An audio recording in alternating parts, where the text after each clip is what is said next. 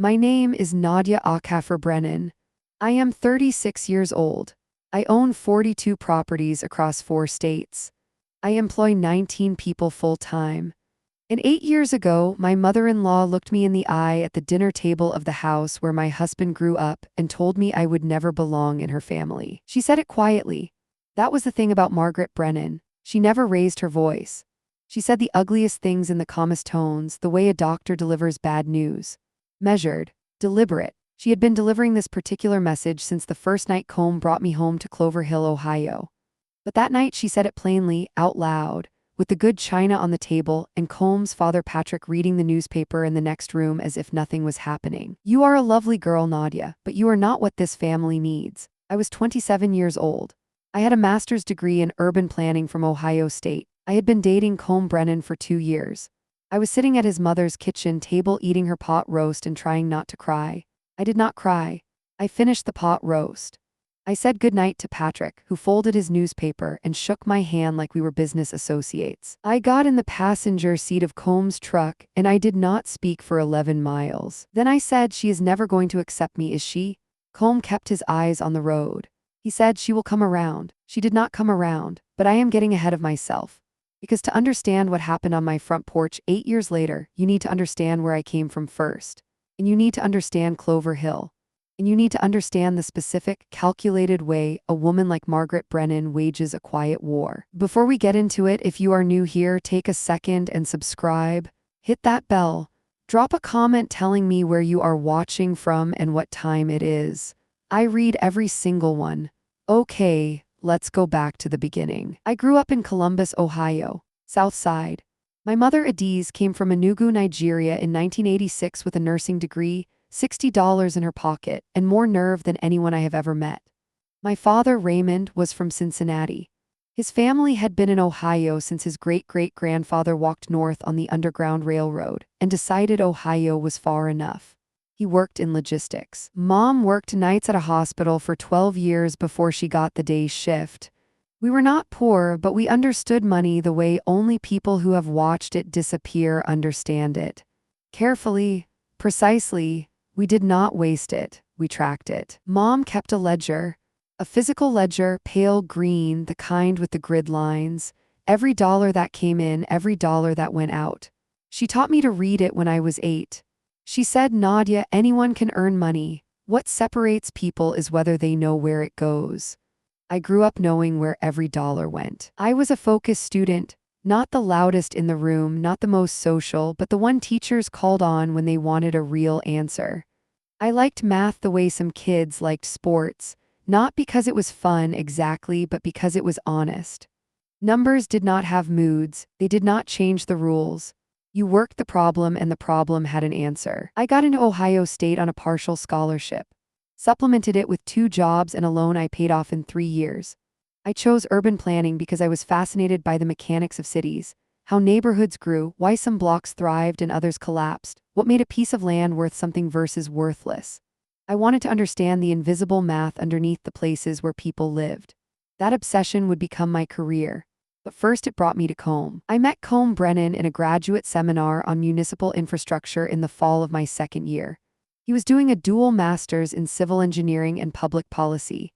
He was from Clover Hill, a small town about 45 minutes west of Columbus.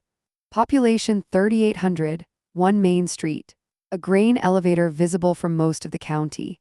His family had lived there for 4 generations. Combe was tall, quiet, and had the habit of letting everyone else speak first in group discussions before saying one clear thing that made everyone else reconsider what they had just said.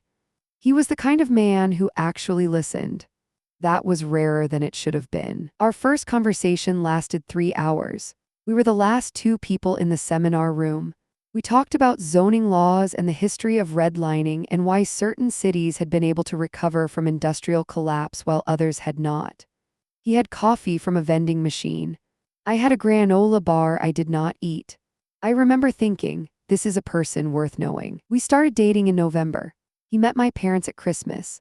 My mother served jollof rice and Nigerian chicken stew, and my father interrogated Combe about his 5-year plan while my mother refilled everyone's water glass every 4 minutes. Combe answered every question directly and helped with the dishes without being asked. My father nodded at me over Combe's shoulder. It was the highest compliment he knew how to give. I met Combe's parents the following spring. That was when I understood that not all families operated the same way. Clover Hill, Ohio. To drive in from Columbus is to watch the city exhale slowly until it becomes fields. Flat wide, the kind of landscape that makes the sky feel enormous. There are towns like Clover Hill scattered across the middle of the country, places where generations of the same families have lived in the same houses on the same streets, where everybody knows not just your name but your grandfather's name and the story of how your family came to be there. There is comfort in that kind of rootedness. I understood it. I did not begrudge it. But there is also, in some of those towns, a particular suspicion of anyone who did not come up the same way, of anyone who represented something outside the established order of things. I was a lot of things the Brennans had not encountered at their table. I was black, the daughter of a Nigerian immigrant and a black man from Cincinnati. I had natural hair that I wore in twists. I talked about policy and housing economics at dinner. I was direct in a way that some people read as challenging. I did not soften my sentences to make other people comfortable. Margaret Brennan was not cruel in an obvious way. She was never openly hostile. She would not have recognized herself in the word racist.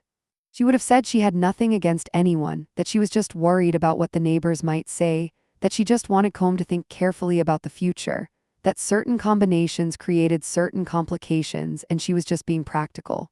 She was a practical woman, Margaret. Her practicality was a weapon she had sharpened for 50 years. The first visit was a Friday evening in April. Patrick opened the door and said, "You must be Nadia, welcome." His handshake was firm. His eyes assessed me the way a farmer might assess weather. Neutral measuring. Margaret came out of the kitchen wiping her hands on a dish towel. She smiled the smile of a woman who had practiced it. She said, "Combe has told us so much about you." She handed me a glass of iced tea I had not asked for and steered me toward a chair, not the couch, the single chair across from the family, the one that put me facing everyone else like a presentation. I noticed that. Dinner was civil. Patrick asked about my studies. I answered. Margaret asked where I was from. I said Columbus, South Side. She asked where my mother was from originally. I said Nigeria. She said, "Oh, how wonderful," in the tone people use when they mean something else entirely. After dinner, while Combe and Patrick were loading the dishwasher, Margaret and I were alone in the living room. She sat across from me with her hands folded and she said, "Combe is very fond of you." I said, "I am very fond of him." She said, "He is sensitive. He does not always know what is good for him long term. He tends to follow his heart rather than thinking things through." I said, "I think that is one of the things I like most about him." She looked at me for a long moment. Then she said, "We have been in Clover Hill for a long time. People here have long memories. I want Combe to be happy, but I also want him to be realistic about what life looks like here. For all of you." I understood exactly what she was saying. I said nothing. I got in the truck on the way home and I thought, this woman has already decided. She will never undo that decision. The only question is how hard she is willing to work to enforce it. The answer turned out to be very hard. Combe proposed in the kitchen of our apartment in Columbus. No grand gesture. He had made pasta, my favorite, and he poured 2 glasses of wine and he said, "I want to build a life with you. I think we could build something really good. Will you marry me?" The ring was his grandmother's. A small diamond in a gold setting, the kind of ring that had seen a whole marriage already and survived it. I said yes before he finished the sentence. "I called my mother first." She cried. She said, "I knew from the first time he did those dishes." I called my father. He said, "Good, I'll call the cousins." Combe called his parents. I was in the next room, but I could hear enough. The long pause after he said, "We're engaged." The way Margaret's voice went quiet and level. I could not make out the words, but I knew the tone. That night, Combe came and sat next to me on the bed and held my hand and said, "She just needs time." She did not need time. She had made up her mind in that living room when she looked at me across the single chair and decided I was a complication rather than a person. 2 weeks later, a letter arrived at our apartment, addressed to Combe only. I know because I saw the envelope before he did. His name only, not our names, his name. He read it in the kitchen while I made coffee. I watched his face. It went very still. The way his face went still when something cost him. He folded the letter. He said, "She wants me to reconsider. She says the timing isn't right. She says she's worried about the community." The community, that was the word she used, not our community. The community. as if it were a force of nature rather than the choices of individual people who could choose differently any time they wanted. I said, "What are you going to do?" He said, "I'm going to marry you." And then he put the letter in the recycling bin. We got married in Columbus in October. My mother wore gold. My father cried, which he had never done before in public and which he blamed on allergies even though it was October. Combs' college friends came. His cousin Dermot came and pulled Combe into a hug and said, "She's brilliant, mate, well done." His cousin was the only Brennan who showed up. Margaret and Patrick did not come. There was no call, no card, no acknowledgement. I remember standing in the reception hall. We had rented a banquet room at a Nigerian restaurant near downtown Columbus, my mother's choice, and it was loud and beautiful and full of people who could not stop dancing. And I remember thinking, they are missing this. And this is wonderful. And that is on them. I danced until my feet hurt. I ate fried plantain and puff puff and wedding cake. My mother gave a toast that made everyone laugh and then made everyone cry. I married a good man in front of people who loved us both. That night, I let myself feel the grief of it for exactly 1 hour. Then I put it away. I had a marriage to build. The first year was the hardest for the estrangement, not because the silence was new, but because it kept making itself known in unexpected ways. Combs' mother called him every Sunday. I knew because he always took those calls in the other room. Not to hide anything, I think. More because he did not want me to hear whatever she was saying. He would come out quieter than he went in. He would make dinner without talking much. I would let him have the quiet and eventually he would surface. Once about 4 months after the wedding, I asked him what they talked about. He said, "She asks about my work. She asks how I'm eating. She doesn't ask about you. Not how is Nadia, not how are you too. How are you eating?" As if I did not exist. As if the marriage was a phase she was waiting out. As if Combe had simply misplaced his good judgment temporarily and might recover it. I thought about saying something. Then I thought about what my mother had said to me once when I was about 12, and a girl at school had been unkind to me in that careful, deniable way that certain girls had mastered. My mother had said, "You cannot make a person see you, you can only make sure you are visible. The rest is their failure, not yours." I started keeping track. Not because I was planning anything. Not because I had a strategy. I kept track because I was a planner by training and by instinct, because I had grown up with my mother's green ledger, because the part of my brain that had learned to track every dollar automatically tracked things that cost me. The first item was the letter Combe had read in the kitchen. I photographed it before he put it in the recycling. I saved the photo, dated it, wrote 2 sentences in the Notes app on my phone. October 3, letter to Combe only, no acknowledgement of the engagement or the marriage, not addressed to me. The second item was the phone call on our first wedding anniversary. I had hoped, quietly, privately, in the way you hope for things you do not let yourself say out loud, that Margaret might call. That some version of goodwill might crack open even a little on the day of their son's first anniversary. Margaret called Combe at 7 p.m. that evening. She talked for 12 minutes. I was in the kitchen. He was in the living room. He did not mention the anniversary after he hung up. I did not ask. I noted it. Item 2, first wedding anniversary, no acknowledgement from either parent. The Notes app became a document. The document became a spreadsheet because spreadsheets were cleaner and allowed me to filter by year and by type. I labeled each entry by category: direct communication, absence, third-party information, documented hostility. I was not melodramatic about it. I did not stew. I logged it and moved on, the way an accountant logs a transaction and moves to the next line. By the end of year 1, I had 14 entries. I transferred everything to a proper document, printed it, put it in a red binder I bought at an office supply store. Not navy, not black, red, because I am my mother's daughter and my mother color-coded everything. The red binder sat in the bottom drawer of my desk, behind the lease files and the property research I was starting to collect. That was the other thing happening in year 1. While Margaret Brennan was waiting for her son to come to his senses, I was starting to understand what I wanted to build. I had been thinking about real estate since graduate school, not as an abstract policy concept, but as a personal one. I had written 3 papers on neighborhood revitalization, on the way strategic property acquisition could stabilize communities that were tipping toward decline, on the patterns that predicted which struggling neighborhoods would recover and which would not. I understood the math.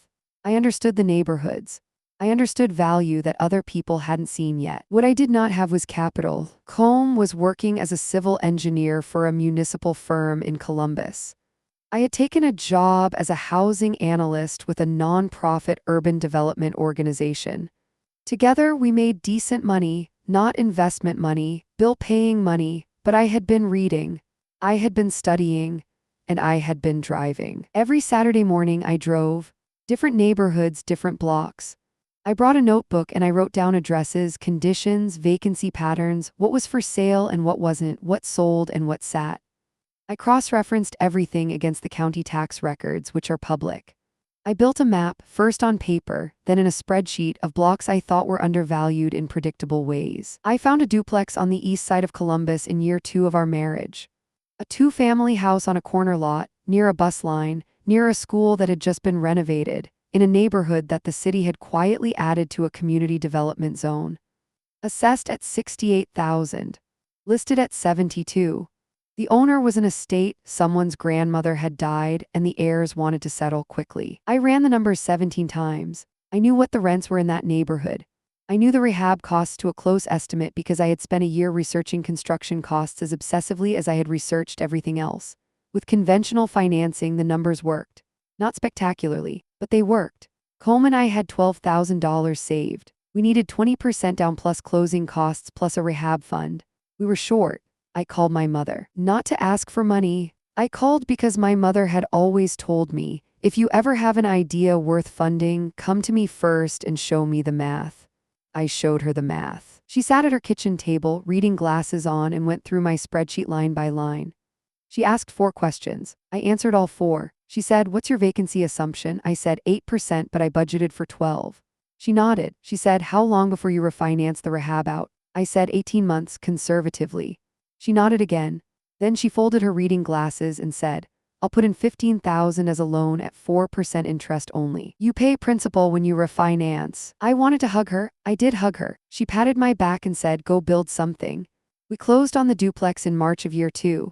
I managed the rehab myself, which meant 6 weeks of evenings and weekends spent learning more about plumbing and drywall and load-bearing walls than I had ever expected to know. Colm helped on weekends. We had it rented by June. Both units, cash flowing from month 1. The number was small, $284 a month after all expenses. But it was the most real money I had ever held because it came from something I had built. I did not add a second property right away. I watched the first one. I kept its books the way my mother had kept her ledger. Every dollar in, every dollar out, documented in a spreadsheet that I updated every week without exception. By the end of year 2, I knew that property the way a doctor knows a patient. Every expense pattern, every seasonal variation, every repair that was coming before it arrived. Meanwhile, the red binder kept growing. Before I keep going, I want to pause here. Because I know some of you are listening and you already know this story. Not the specific details, not my name or the red binder or Clover Hill, Ohio. But you know the feeling of being in a room full of people who are supposed to be your family and understanding slowly, with the particular clarity of something you have been trying not to see, that you are not included in the definition they use. That the word family in this house has a membership requirement you cannot meet. You know what it feels like to smile through dinner and count the minutes until you can get to the car. You know what it feels like to walk into a kitchen where something goes quiet when you enter. You know what it is to be managed rather than welcomed. I am talking to you specifically. You know who you are. Keep going. I promise this story has a point. I want to tell you something about the early years of our marriage that I have not said yet. Something that is easy to skip over when you are telling the arc of a story. The part where the situation is neither dramatically bad nor visibly improving, just steady and gray, and requiring a kind of endurance that does not look like anything from the outside. Colm and I built a good life. I want you to know that. We were not suffering in the daily, visible way. We had our apartment, then our first house. We had each other, which was, most days, enough and more than enough. We had Amara, and then Toby, and we had Saturday mornings with pancakes and the routine that small children create without meaning to. The sacred ordinary schedule of bath time and bedtime stories, and the particular negotiations over which book gets read twice. We had my mother, who was a 45-minute drive away, and arrived periodically like a benevolent force of nature, bearing food and opinions and absolute certainty that everything would work out. We had a good life. What we also had was a space where a thing should have been and wasn't. It's hard to explain this to someone who hasn't experienced it. It is not grief exactly. Grief is for something you had and lost. This was for something that was supposed to be there and simply never showed up. A door that was not opened rather than one that was closed. Not quite the same thing, though the result at Amara's first birthday party. Looking at the table and knowing that on one side of this family there were 14 people and on the other side there was a silence shaped like grandparents, was something close to grief. Amara's first birthday. We held it at my parents' house in Columbus. My mother made jollof rice and chin-chin and a cake with a giraffe on it because Amara had recently become obsessed with giraffes to a degree that the family found both impressive and slightly exhausting. There were cousins running through the house. There was music. There was my father doing his signature move of pretending to steal the birthday girl's piece of cake, which had worked on me at age 3 and apparently transferred to the next generation.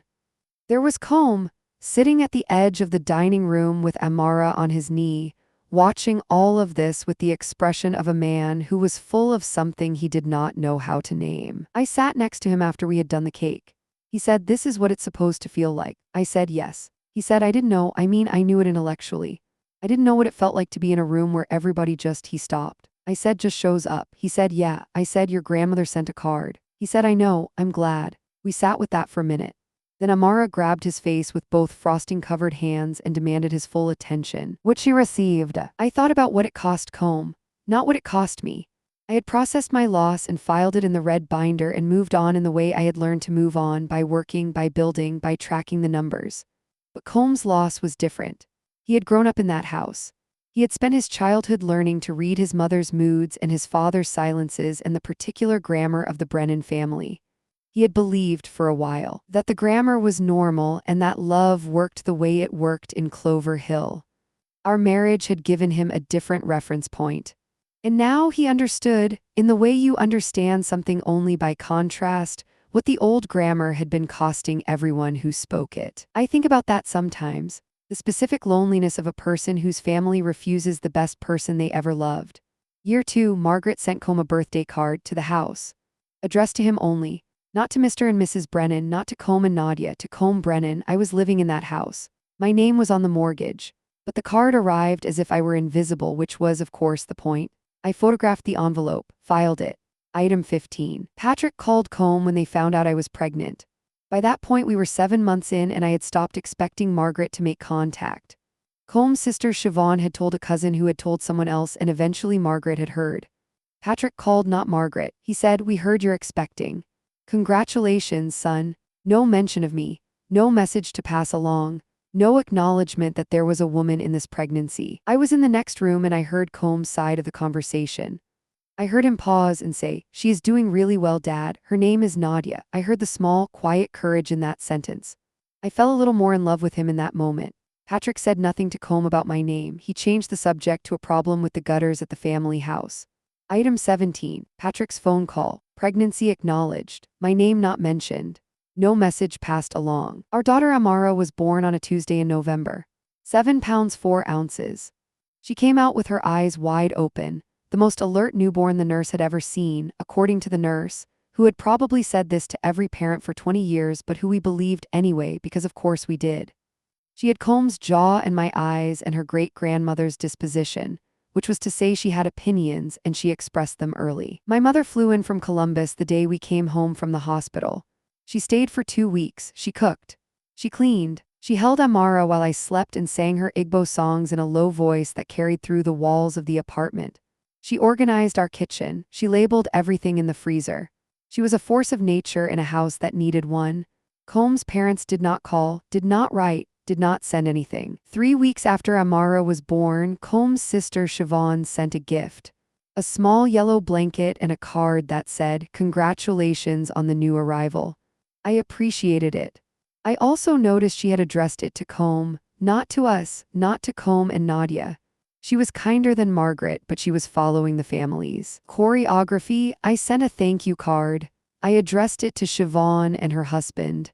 I included a photo of Amara. I wrote, "We hope you'll meet her someday. I meant it." The card came back 2 weeks later. Return to sender. I stood at the mailbox with that card in my hand for a long time. Then I went inside and opened the red binder. Item 19. Thank you card with Amara's photo returned. Family, now including the next generation, continues to be excluded. I held Amara for a long time that evening. She smelled the way newborns smell, which is like something impossibly clean. I thought about what she would one day ask me about her father's family. I thought about what I would tell her. I thought about my mother's green ledger and how facts are kinder than interpretations.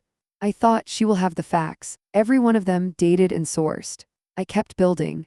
I kept building. I need to tell you something about the mechanics of what I was building, because I think people hear real estate portfolio and imagine something that either happens quickly or requires some form of inheritance or lucky break that most people don't get.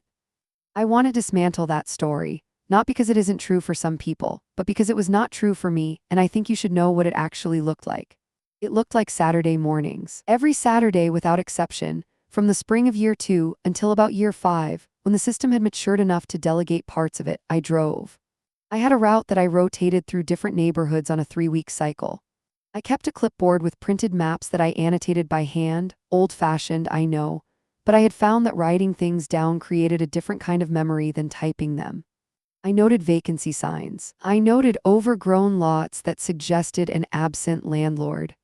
I noted properties that had been listed and relisted, which usually meant either a problem with the property or a seller who hadn't yet found the right buyer at the right price. It looked like tax records. The county assessor's website, which I knew in the way a person knows a text they have read 100 times. Assessed values, last sale dates, owner addresses. An owner whose mailing address was out of state was often an accidental landlord, someone who had inherited a property and didn't know what to do with it, or someone whose circumstances had changed and who hadn't made a decision yet. Those were often my best leads, not because I was exploiting anyone, but because I was offering a solution to a problem they already had. It looked like spreadsheets at 10 p.m. After Amara was in bed, I sat at the kitchen table and updated the trackers. Rent received, repairs logged, vacancy rates, market comparisons for neighborhoods I was watching. I had a system that told me at a glance the exact financial health of every property I owned. Every week, every number, nothing guessed. It looked like relationships I built slowly with contractors, with a property inspector I trusted completely, with a mortgage broker at a local credit union who had taken a chance on me on the second deal and whom I had repaid by being the most organized borrower she had ever worked with. She once said, "You bring me more documentation than I actually need." I said, "I know. I just want you to understand I've done the work." She said, "I do understand that. That's why I take your calls." That was the work. It was not glamorous. There was no moment of sudden inspiration or discovery. There was just the Saturday morning drives and the 10 p.m. spreadsheets and the discipline to repeat the system exactly the same way every week, whether it felt productive or not, whether a deal was happening or not, whether anything exciting was on the horizon or not. The system was the thing, not any single property, not any one deal. The system. My mother understood this because the green ledger was a system. You didn't keep a ledger because each individual entry mattered. You kept it because the pattern of entries over time told a story that no single entry could tell. You kept it because discipline compounded the same way interest did. I told this to a woman at one of the investor meetups in year 5. She had asked me what my secret was. I said, Saturday mornings and spreadsheets. She looked slightly disappointed, as if she had expected something more.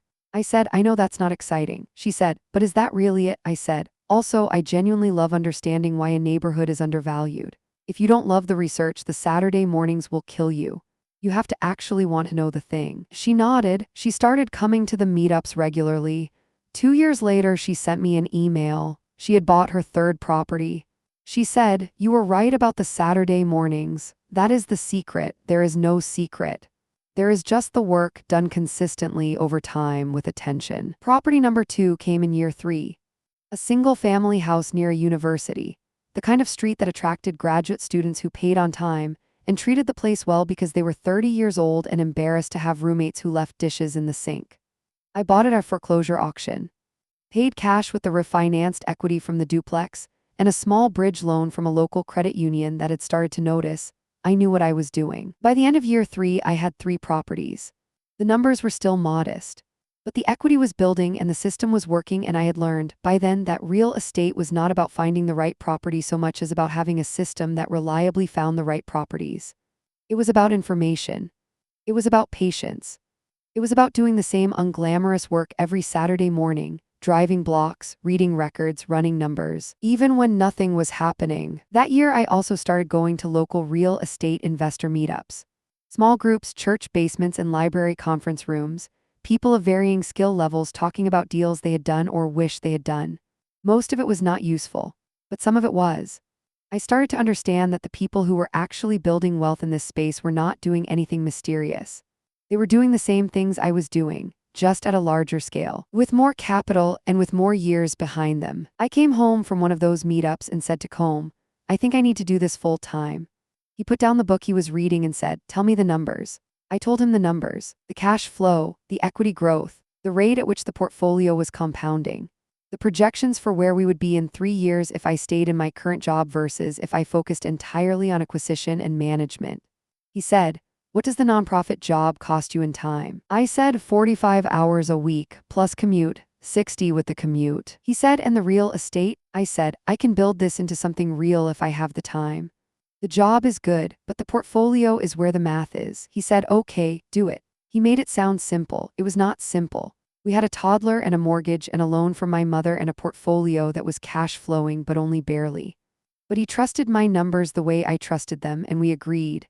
I would leave my job. We would live on his salary alone for 18 months, and I would build. I left the nonprofit in March of year 4 and spent the next 8 months buying 5 properties. Not recklessly, strategically. Each one following the same system, each one in a market I had been tracking for at least 6 months before I made an offer. By the end of year 4, I had 8 properties, all cash flowing, all managed with the same tight attention to detail I had inherited from my mother's green ledger. That was also the year I built my first real management system. Spreadsheets were no longer enough. I needed software, processes, a filing structure that would scale. I spent 2 weeks building it from scratch, documenting every process, every template, every checklist. I thought about that red binder while I built it. I thought about how documentation was not just memory. It was proof. It was the thing that survived when feelings didn't. The Brennan silence was not passive. That was what I want you to understand. It was not simply the absence of contact. It was an active maintenance of distance, a deliberate, ongoing refusal that required effort to sustain. At Christmas in year 3, Combe drove to Clover Hill alone because his grandmother was 91 and not well and he wanted to see her. I stayed home with Amara. We had agreed on this. I had no desire to take my daughter to a house where she would not be acknowledged. Combe's grandmother, Eileen, had been gracious in the few brief phone calls I had been on. She was not the architect of this. She was old and she was dying, and Combe loved her. He came back and told me about Christmas dinner. 12 people around Margaret's table. He said, she put my place at the end of the table, the seat for one. He had been there for 4 hours. His grandmother had asked about Amara. Margaret had changed the subject. He said his father had shown him a photo of the grain elevator getting painted, which took 4 minutes of conversation, and Patrick had run out of things to say after that. He said it was the worst Christmas I have ever had. I held his hand. I said, I'm sorry. He said, no, I'm sorry, I should have been here. I said, she's your grandmother. It was right to go. He said Margaret made a toast to the Brennan family. She looked at the table and said, this is what matters, and everyone nodded. And I was thinking, half my family isn't at this table. My wife isn't here. My daughter isn't here, and nobody noticed but me. That was the moment I understood that the estrangement had a cost I had not fully calculated. Not just to me, to him. Every Christmas he spent in that house was a reminder of what was not there. The seat for one. The toast that didn't include us. I did not add that to the red binder. There are things too sad for documentation, but I added a note to my private journal. A thing I had started in year 2, separate from the binder. The binder was facts. The journal was everything else. I wrote, he is holding 2 families in both hands and neither one is whole. This is what her choices cost all of us. Year 4 brought the incident with Combe's cousin's wedding. His cousin Aoife got married in Clover Hill in June. It was a 140-person wedding, white church, the same church the Brennans had attended for 3 generations. Combe was invited. I was not explicitly uninvited, simply not on the list. The invitation arrived addressed again to Combe Brennan. Not to Mr. and Mrs. Combe Brennan. Not to Combe and Nadia. To Combe. He told them he would not attend without me. I told him he did not have to do that. He said, yes, I do. He sent our regrets. Siobhan called him afterward and said, you made Mom cry. I stayed in the kitchen while he took that call and I listened to him say, she cried because I didn't abandon my wife. I think you both need to think about what that says about this situation. He hung up. He came into the kitchen. He said, I need to apologize to you. I said, for what? He said, for every time I said she'd come around. She's not coming around. I was wrong to keep saying it. I said, you were hoping. That's different from being wrong. He said, I'm done hoping. I'm done expecting anything from them. Whatever they want to be to us, that's on them. We're building something on our side, and it's better than what they're protecting. I kissed him. Then I went to the drawer and I got out the red binder and I showed him what was in it. I had not shown him before. I had not been sure if it would hurt him. I watched his face as he read through the entries. His expression did not change exactly, but it settled, became more still, like watching something solidify. He turned the last page and said, you've been doing this the whole time. I said, I needed the record, for us. For Amara when she's older. He said, how many items? I said, 22. He nodded. He closed the binder. He set it on the table between us. Then he said, you know what I think? I think we're going to have a good life. And I think the record will matter someday.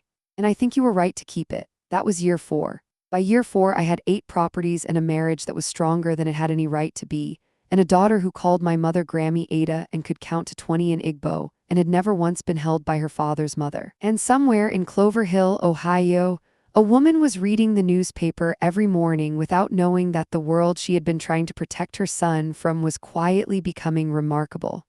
If someone has ever told you that you don't belong somewhere, drop a comment. Tell me what you built instead, because I want to hear it. Year 5. This was the year things started to compound in a way that felt different from before. Not dramatic. Real estate does not have dramatic years, usually. It has years of quiet work that, when you look back at them, you realize were the years when everything shifted. I had 12 properties by the middle of year 5. I had also incorporated a proper LLC, set up a management entity, and hired my first part-time employee, a property manager named Denise who had grown up in one of our neighborhoods and understood the maintenance issues like she had been born knowing them, which essentially she had.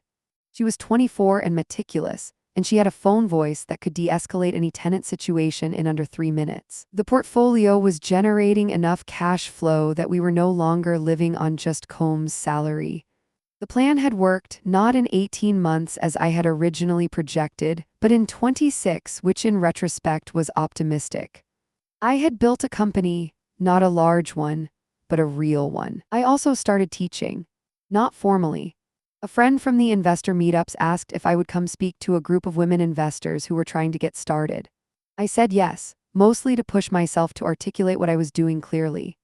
I stood in front of 23 women in a community center in Columbus and talked for 45 minutes about systems and patience, and how to evaluate a deal before you fall in love with a property. 3 of those women later sent me emails saying they had bought their first properties and thanking me. I felt something shift in me when I read those emails. Not just satisfaction. A sense of purpose that was bigger than the portfolio. I had found the version of my graduate school obsession, the thing about how neighborhoods worked and who had access to wealth, that I could actually act on rather than just analyze. I started a newsletter. It had 47 subscribers in month 1. By month 6 it had 2,000. I wrote about what I was learning in real time, the deals I had done, the mistakes I had made, the frameworks I used to evaluate opportunities.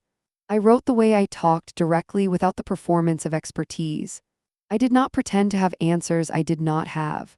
That newsletter would become important later. But at the time, it was just a thing I did on Sunday evenings after Amara was in bed, a way of organizing my thinking. At the end of year 5, we had our second child. A boy, Tobena, who we called Tobai, because Amara could not say Tobena at 2.5 and just called him Tobai from the day we brought him home, and it stuck immediately. He had the same wide-open eyes as his sister. He slept through the night at 3 weeks, which my mother said was a sign of good character. My mother came again. She stayed again. She cooked again. She labeled everything in the freezer again. She held the new baby and sang the same song she had sung to Amara and to me 30 years earlier. I sent birth announcement cards to the Brennan family. to Margaret and Patrick, to Siobhan, to Combs' cousins. I sent cards because I had always sent cards. Because my mother had raised me to mark occasions even when the occasions were not being marked for you. The card to Margaret and Patrick came back in 10 days, returned to sender, unopened. I opened the red binder. Item 27, birth announcement Tobin Brennan returned, second child. Second generation excluded. I held that card for a while, not from grief exactly, from something more like the weary recognition of a pattern. Some people's minds do not change. Some walls are built to last. I had known for years that Margaret Brennan was one of those walls. The card confirmed it as every return card had confirmed it. It was not a surprise. It was documentation.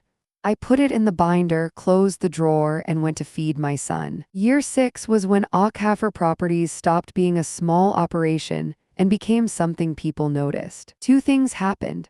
The first was that I acquired a distressed 8-unit apartment complex on the Near East Side of Columbus. This was, by a significant margin, the largest deal I had done. I had been tracking the property for 18 months.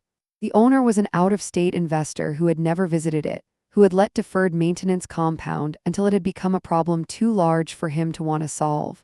3 units vacant. 2 units with tenants who deserved better than they were getting. The building had good bones, good location, and an owner who was done with it. I submitted an offer that was 12% below asking. He countered at 7 below. I came up 3% and included a 30-day close. He took it. We closed in February. I spent 4 months on the renovation. Not full gut, targeted, new roof, updated electrical in 3 units. Full kitchen rehab in the vacant units. New flooring throughout. Fresh exterior. I hired a contractor I had used twice before and trusted and managed the project myself the way I managed everything, with a spreadsheet and daily check-ins and zero tolerance for scope creep. By July, all 8 units were rented. The cash-on-cash return in year 1 was 9.4%. I refinanced the construction loan out at month 10 and pulled most of my equity back to deploy into the next deal. That was the strategy I had learned and refined. Buy, improve, stabilize, refinance, repeat. The technical term is BRRRR, which stands for buy, rehab, rent, refinance, repeat. I had been doing it since the duplex. The 8 unit was just the first time I had done it at a scale that felt like a real company decision rather than a personal one. The second thing that happened in year 6 was the newsletter. It crossed 10,000 subscribers in April. In July, a real estate media company reached out about doing a paid feature. In September, a podcast had me on to talk about the 8-unit deal. The episode got 22,000 downloads, which the host told me was the second highest total in the show's history. My phone number, which I had listed in the newsletter, started getting calls from investors. People who had money and not enough time to find the deals. People who had done a few deals and wanted to scale. People who had read what I wrote and thought, she knows what she's doing. I was not ready to take outside capital, but I was starting to understand that it was a question of when, not whether. In Clover Hill that year, Combs' grandmother Eileen passed away in March. She was 93. Combe went for the funeral. He came back and said his grandmother had left a small amount of money to each of the grandchildren. He also said she had asked for him at the end, when she was not always lucid, and she had said, "How is Nadia? Tell her I know she is doing something good." I had spoken to Eileen Brennan twice. Both times on the phone when she had called Combe and I had been handed the receiver. She had asked me about my work both times and listened properly. She had said the second time, real estate, good, tangible, that's the smart way. She had never met Amara or Toby. That was Margaret's doing. But she had at the end of 93 years known my name and wanted it spoken. That was more than most of the family had managed. I did not add anything to the red binder about Eileen. She was not the architect of the wall. She was just someone who died inside it. I thought about her for a few days after Combe told me. I thought about what it meant to be a person who held better instincts than the family you were embedded in, and who nonetheless stayed inside the structure of that family, never quite loud enough to change it.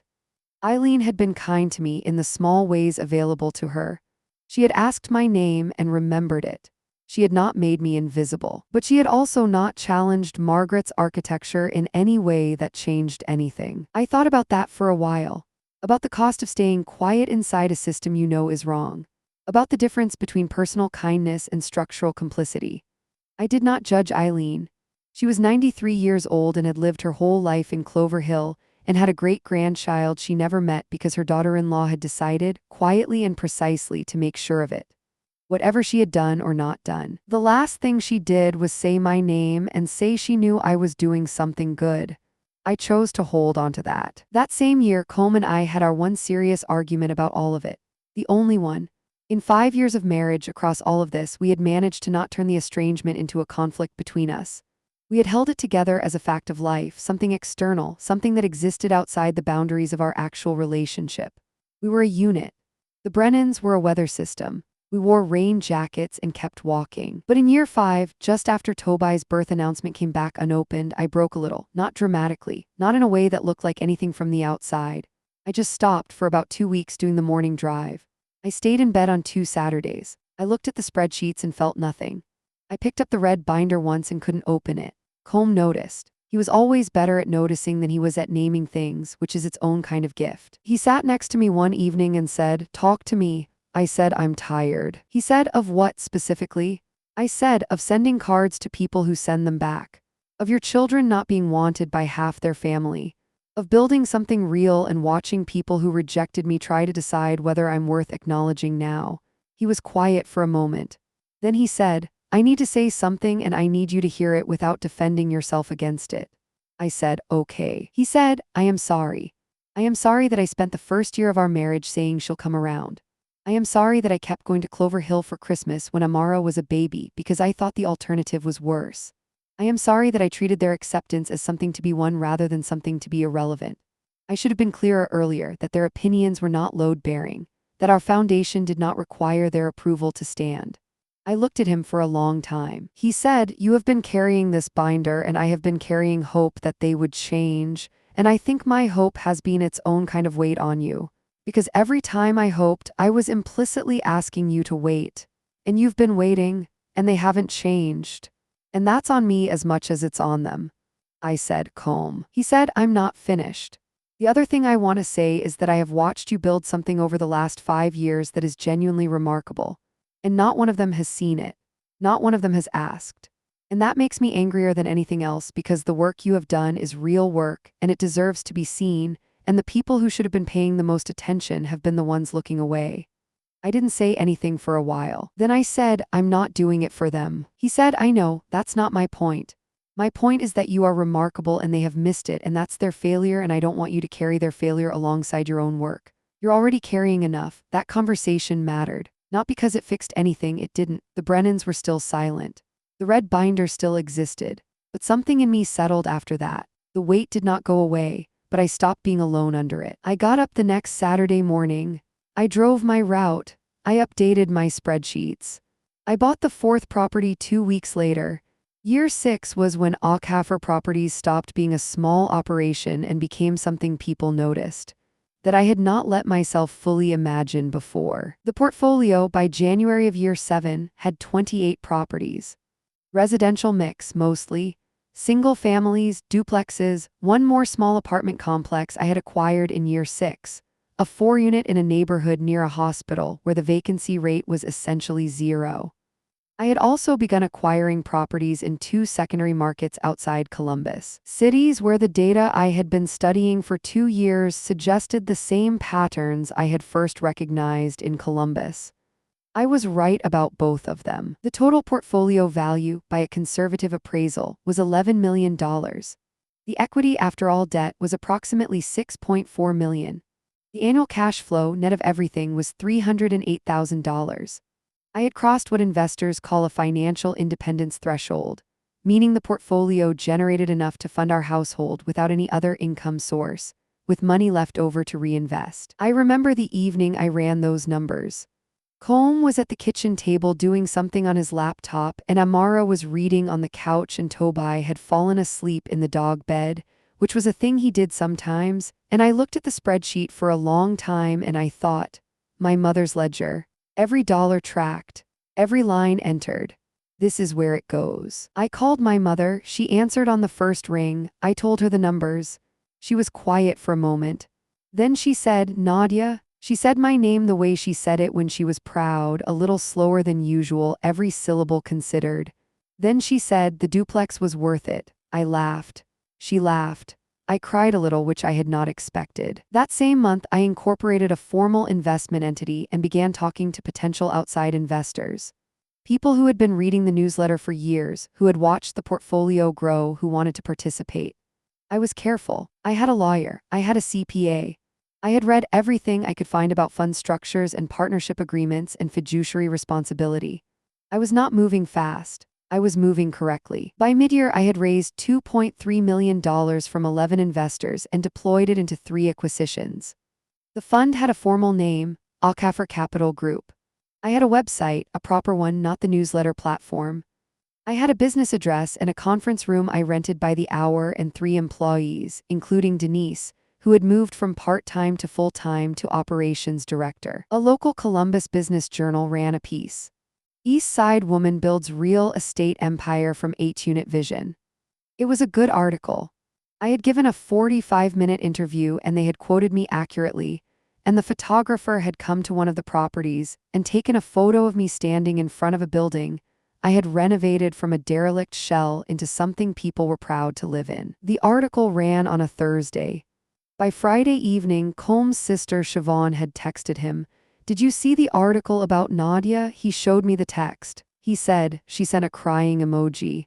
I said, "I'm going to choose to read that charitably." He said, "Probably wise." I did not hear from Margaret. But 2 weeks later, Combs' cousin Dermot, the one who had been at our wedding, sent me a LinkedIn connection request with a note.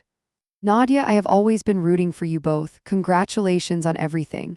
I see it now in ways I didn't back then. For what it's worth. For what it's worth. A small thing, but a real one." I accepted the request and sent a short reply. "Thank you, Dermot. It does mean something." One item added to the red binder that year. Item 28. 7 years of contact by Combs' family, 1 message from cousin Dermot, 10 years post-wedding. Siobhan only communicated through Combs, not directly to me. Margaret and Patrick, total silence since Toby's birth announcement was returned in year 5. And then came year 8. The year everything became visible. In March of year 8, Forbes published a piece on women-owned real estate companies to watch. It was a list of 12. Acknowledgment Capital Group was on it, not at the top, 4th from the bottom. But the piece included a paragraph about me, the portfolio size, the investor returns, the community development focus. It mentioned the neighborhood where we had started. It mentioned my mother's contribution. I read it on my phone at 6 a.m., standing in the kitchen before anyone else was awake. I stared at my name in a Forbes article and I thought, my mother kept a green ledger and look where the ledger goes. I took a screenshot. I sent it to my mother, to Combs, to Denise. I did not post it on social media. I did not share it broadly. I kept it quiet the way I had kept everything quiet. Because I had learned that attention was useful when you channeled it and dangerous when you let it lead. But Clover Hill saw it. I know because Combs got 3 texts in one day from people in his hometown. One from an old friend, one from Patrick, one from Dermot again.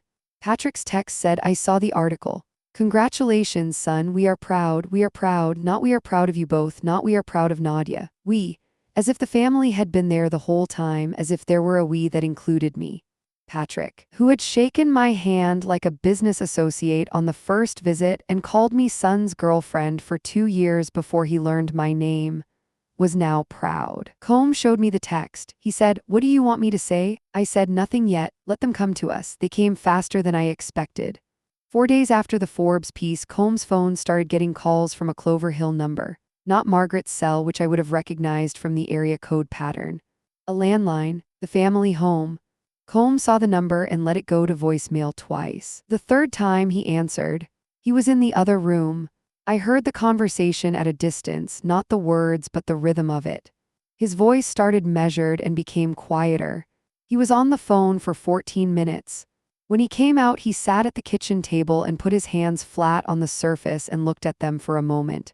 He said, "My mother wants to visit." I was at the counter. I did not turn around immediately. I looked out the window at the backyard where Toby had left 3 trucks and a shovel in the garden bed.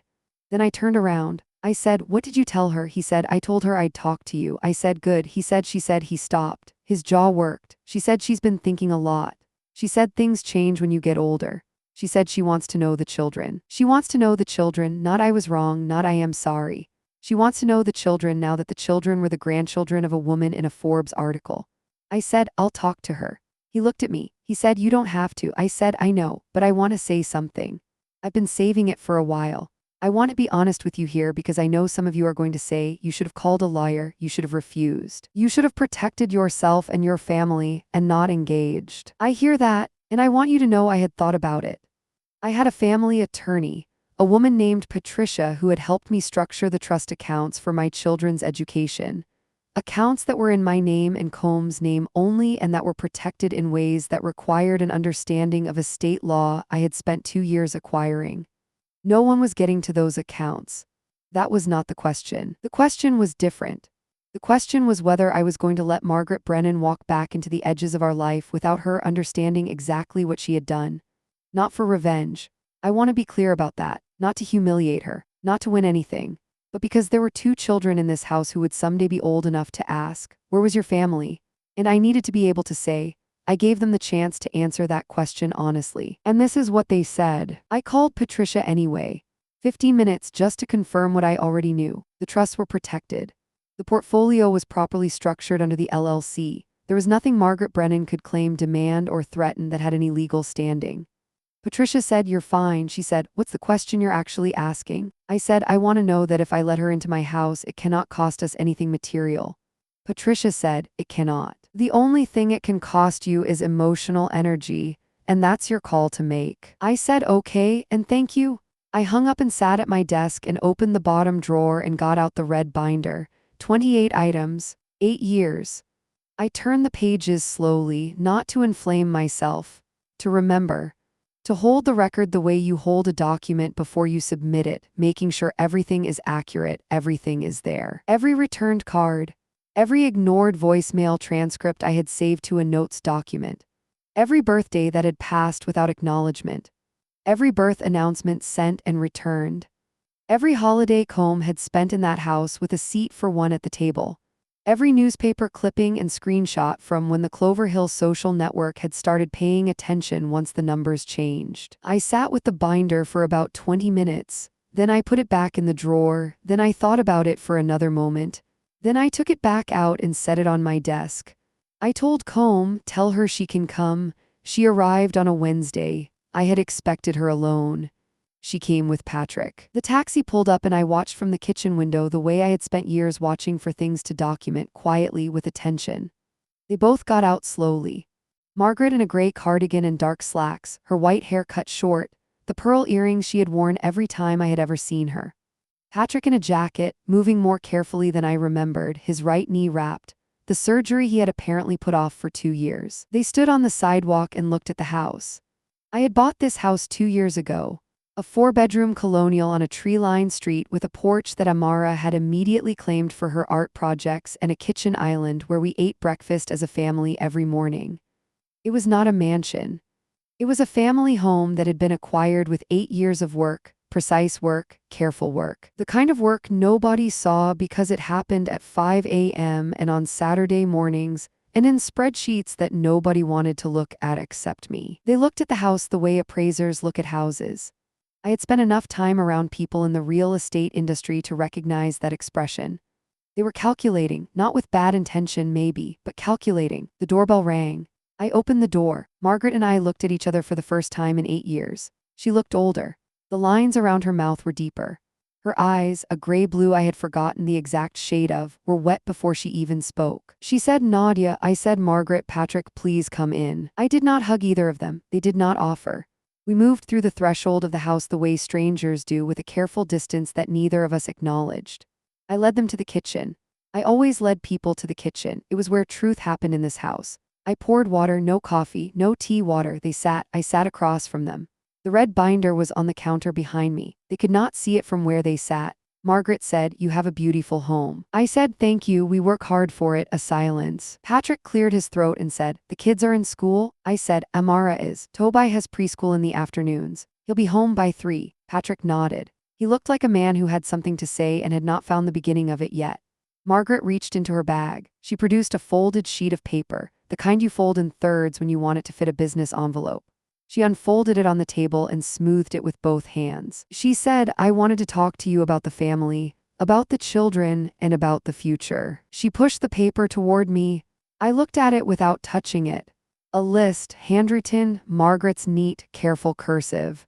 I had not seen her handwriting in 8 years except on the returned envelopes where she had not written anything, just let the postal service stamp do the speaking. She said, "We are getting older. Patrick's knee, my blood pressure, we have not been careful enough about planning. The family home in Clover Hill needs a new roof, which is $42,000, and the furnace needs replacing, which is another $8. We have not saved as much for retirement as we should have. I know that, and I have been thinking about what family means, about what it means to have resources and to share them, about what Combe would want for us, what Combe would want." I said, "Would you like to tell me the total of what you're proposing?" She looked at the paper. She said, "The roof and furnace, that's $50,000. The retirement supplement, we were thinking $50,000 per year for 10 years. And we thought," she hesitated, "we thought perhaps a college fund for the children, since we haven't been able to be there for them, since they hadn't been able to be there. As if absence were a weather event. As if 8 years of calculated, deliberate exclusion were something that had simply occurred rather than something she had engineered."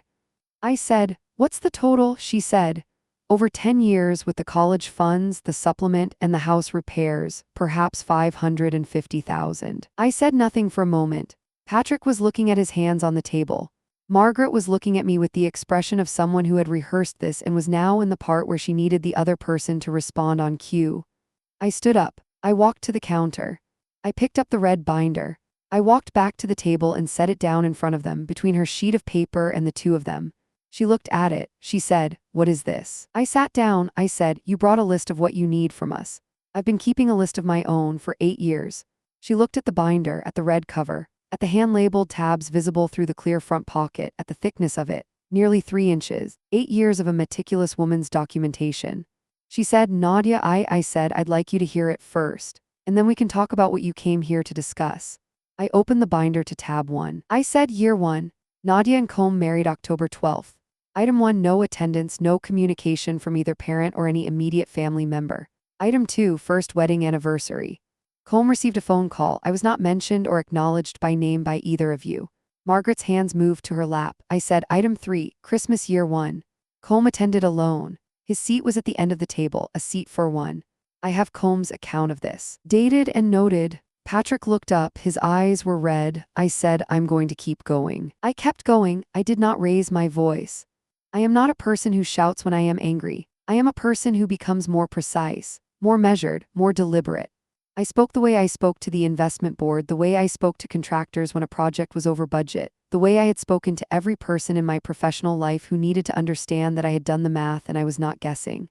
I read every item, all 28 of them. It took 31 minutes. Every returned card, every birth announcement sent back unopened, every birthday that passed in silence, every Christmas photo I had seen on Siobhan's social media, the whole Brennan family gathered around the table with a seat conspicuously missing. Every voicemail I had saved and transcribed because I understood, even then, that documentation was the only protection against a revised history. Every screenshot of the moment the local Clover Hill network started paying attention once the money became visible. I want to tell you what it felt like in that room while I was reading, because this is the part of the story that I think gets flattened when people imagine it. People imagine a confrontation seen as something loud, as something charged with emotion and raised voices and the release of years of stored anger. It was not like that. It was very quiet. The lawnmower outside was the loudest sound in the room for most of those 31 minutes. I spoke the way I presented financials. Evenly, precisely. I made eye contact when I said a date or a specific item, then looked back at the binder for the next one. I did not perform grief. I did not perform anger. I was not performing anything. I had spent 8 years documenting this so that it would not require performance. The documentation was the thing. I was just the person reading it aloud. What I noticed while I read was Margaret's hands. She had them folded on the table at first, the composed posture she maintained everywhere, the posture of a woman who had organized Easter brunches and prayer chains and the small ceremonial machinery of small-town life for 50 years. By item 10, the Christmas where Combe had a seat for one, her hands had come apart. They were flat on the table now, separately, not touching each other. By item 17, the wedding of Combe's cousin Aoife, to which I had not been invited, Her right hand had moved to her collarbone.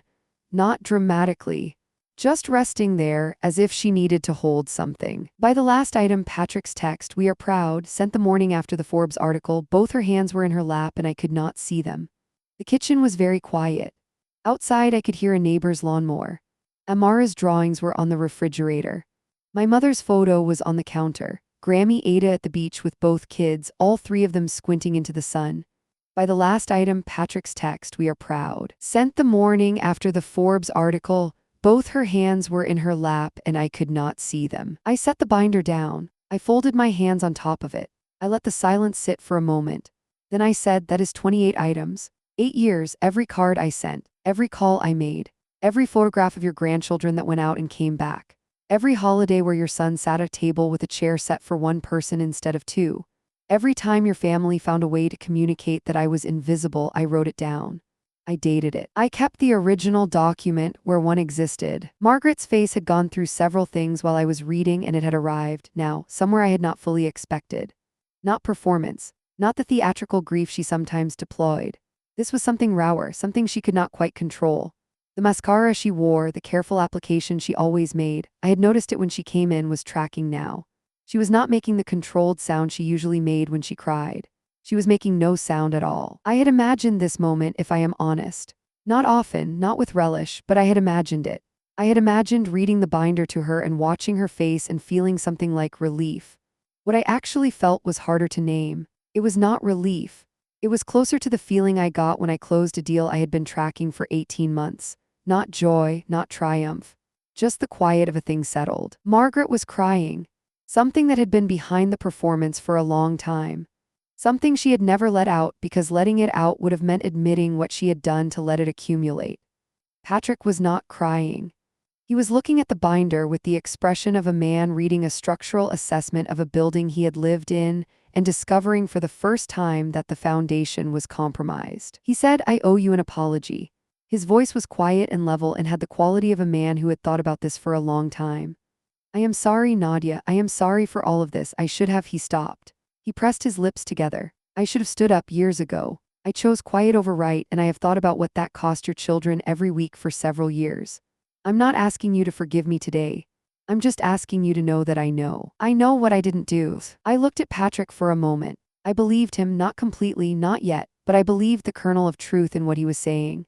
I believed the crack in the foundation was real. I said, "Thank you for saying that." I turned to Margaret. She was looking at the list she had brought, the paper with her neat cursive. 50,000 for the roof and furnace, the retirement supplement, the college funds for the children she had never met. I said, "Margaret." She looked up. I said, "I am not going to give you money. I want to explain why." She opened her mouth. I said, "Not yet, let me finish." She closed her mouth. I said, "I am not going to give you money because giving you money right now would make it possible for you to tell yourself and to tell Siobhan and to tell Clover Hill and to tell whoever asks that everything is fine now, that we worked it out.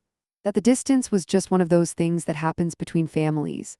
That Combs' wife is generous. That the Brennan family reconciled." I tapped the binder. I said, "But the record does not show a family that drifted apart. It shows a pattern of deliberate exclusion that lasted 8 years. It shows 2 children who have a grandmother in Columbus who flew in and slept on the couch and labeled the freezer and sang Igbo songs in the middle of the night and taught them how to look for birds in the backyard. And it shows a grandmother 45 minutes from where Combe grew up who returned their birth announcements. Unopened. Silence. I said, "My daughter is 7 years old. She has never been held by you. If you want to know her, that starts with her, not with a list on a piece of paper. It starts with an apology to her when she is old enough to understand it. It starts with showing up when there is nothing to gain from the showing up. It starts with earning trust, not requesting it." I stood up. I closed the binder. The metal rings clicked. I said, "You can have a relationship with those children. That is genuinely, sincerely available to you. It will be slow. It will be on their terms. It will require you to look at them and see them for who they are, which is the children of Combe Brennan and Nadia Brennan, not the children of whatever story you have been telling yourself about this family for 8 years. I picked up her list. I held it out to her. I said, "But I will not buy your way into their lives. That is not how this works. And you already know that, which is why, under everything you feel right now, you are not surprised." She took the paper. Her hands were shaking slightly, not performance. Real. She folded it. She put it in her bag. She looked around the kitchen, at Grammy Ada's photo, at Amara's drawings, at the evidence of a life that had been built entirely without her. She stood up. Patrick stood up. He reached out and put his hand on my arm briefly, the first physical contact in the 8 years since the handshake on the first visit. He said, "We'll do better. I don't know if it will be enough, but we'll try." I said, "That's all I'm asking." I walked them to the door. I stood on the porch and watched them get into the taxi. Margaret looked back at the house once from the car window. I could not read her expression. I did not try. I went inside and sat at the kitchen table for a while. Then Toby's school van pulled up and he came running up the path with a painting he had made of, I was informed in great detail, a dog driving a spaceship. I held the painting with both hands and said it was excellent. He agreed and went to find the dog to show it to. I put the red binder back in the bottom drawer. I want to tell you what happened after, because this story does not end at the door. And I want to take a moment here before I tell you the after, because I think the after is the part that gets left out of stories like this. People want the confrontation. They want the binder on the table and the list of demands, and the woman who built something real saying no to someone who showed up only when the math changed. That is a satisfying shape for a story. I understand why it gets told that way. But real life does not have a door that closes and leaves everything tidy. Real life has the weeks after the door, which are quieter and more complicated and which require a different kind of work than the confrontation did. The weeks after Margaret and Patrick left, I thought about them more than I expected to. Not with anger. The anger had largely been documented and filed, which is what the binder had been for. What I thought about was the shape of things going forward, the architecture of whatever this was becoming. I had meant what I said about leaving room. I had not said it as a rhetorical close. I had meant it literally. I was 34 years old and I had 2 children who deserved to know their whole family if their whole family was willing to show up. The question was whether the Brennans could show up in a way that was honest rather than transactional. I did not have an answer to that question yet. It was the question the next chapter would answer. Patrick called 3 weeks later. It was a Tuesday morning. He asked if he could speak to the children on a video call. I said I would ask them. I sat Amara down and explained in age-appropriate terms that her daddy's parents, who had not been part of our family so far, wanted to try to be. I said it was her choice. I said there was no wrong answer. She thought about it for 2 minutes with the serious expression she got when she was calculating something, which she had inherited from me, and she said, "Can I show him my science project?" I said I think he would really like that.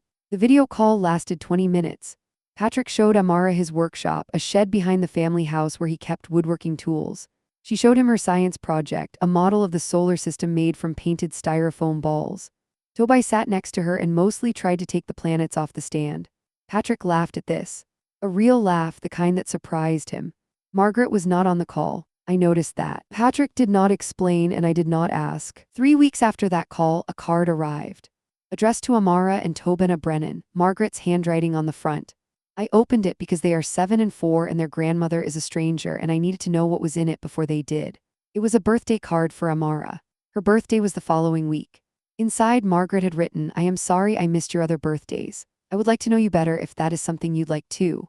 With love, from your dad's mom." I read it 3 times. Not an apology to me, not an apology to Combe, but an apology, quiet and real, to a 7-year-old who had a right to one. I gave Amara the card. She read it slowly, the way she read everything, moving her lips a little. Then she put it on her desk next to the science project. I did not add it to the red binder. It did not belong there. The binder was for the record of what had been taken. This was something different. This was the first entry in a different kind of ledger. The kind where you track what is given back slowly against the interest of all those missed years. I do not know what Margaret and I will become. I am honest about that. There is a difference between a person who has changed and a person who is trying to change, and it takes time to tell them apart. I am watching. I am measuring. I am, as I have always been, keeping track. But I am keeping track differently now, not in the red binder. The red binder is closed. Has been since the day I sat at the kitchen table after Toby came in with his spaceship painting. What I'm tracking now is different. It's smaller in some ways and more important. It's whether Patrick follows up on the video call or lets it be a single event. It's whether Margaret's card to Amara is followed by another card, and then another, or whether it turns out to have been a single gesture of conscience rather than the beginning of something. It's whether, when Amara is 12, and starts asking harder questions about why her dad's family wasn't around when she was small. There will be a grandmother in Clover Hill who has at least made enough of an effort to answer those questions honestly. I am tracking it the way I tracked undervalued neighborhoods. Methodically, without hope or despair, just observation. The data will tell me what the data tells me. I will adjust accordingly.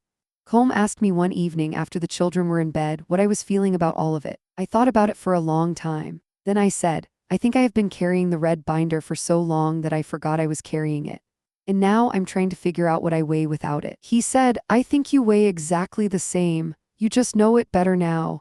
That is why I married that man. One more thing, and then I'm done with the aftermath. 6 months after Margaret and Patrick visited, Margaret called me directly. Not Colm, me. It was the first time she had called my number in 8 years. I was in the car, parked outside one of the properties on the east side, running through a maintenance checklist on my phone. I saw her name come up on the screen. Her name, which had been in my contacts since the beginning, just in case. I let it ring 3 times, then I answered. She said, Nadia. I said, Margaret. A pause, then she said, I have been thinking about what you showed me, about the items in the binder. I have been thinking about it every day since we left your house. I said nothing. She said, I have been trying to find the right words for a long time and I do not think there are right words. But I want to say that I was wrong.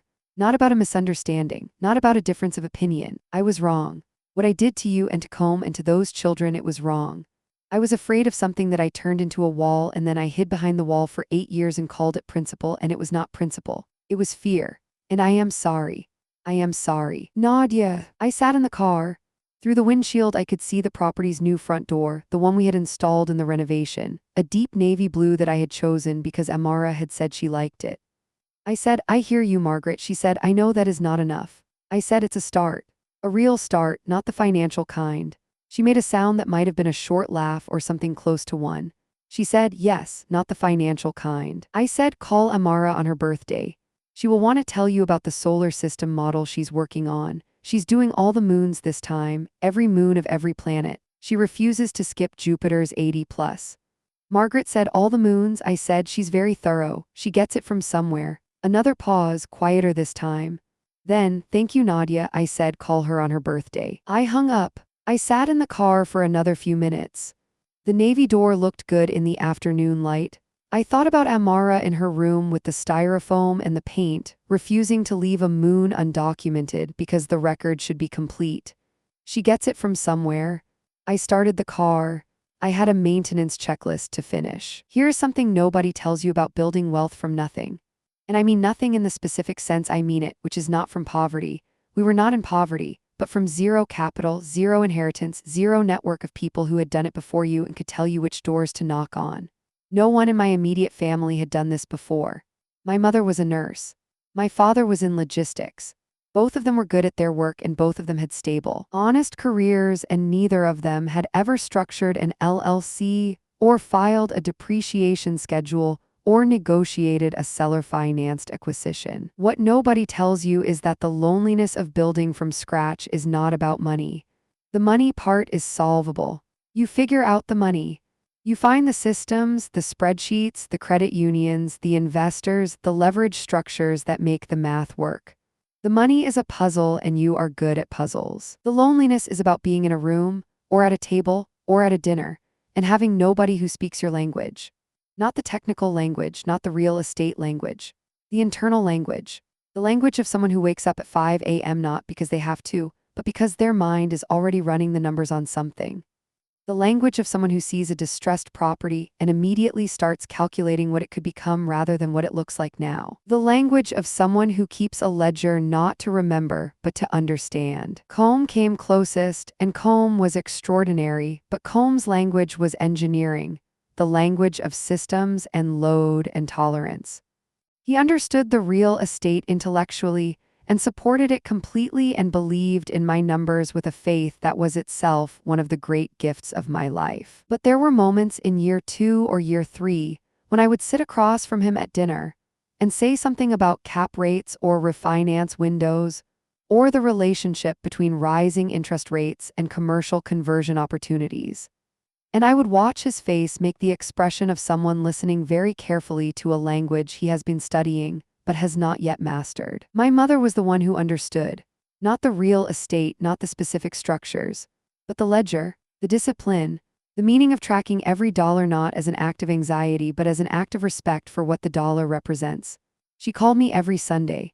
We talked about the portfolio, about the deals, about the people who were making things difficult and the people who were helping.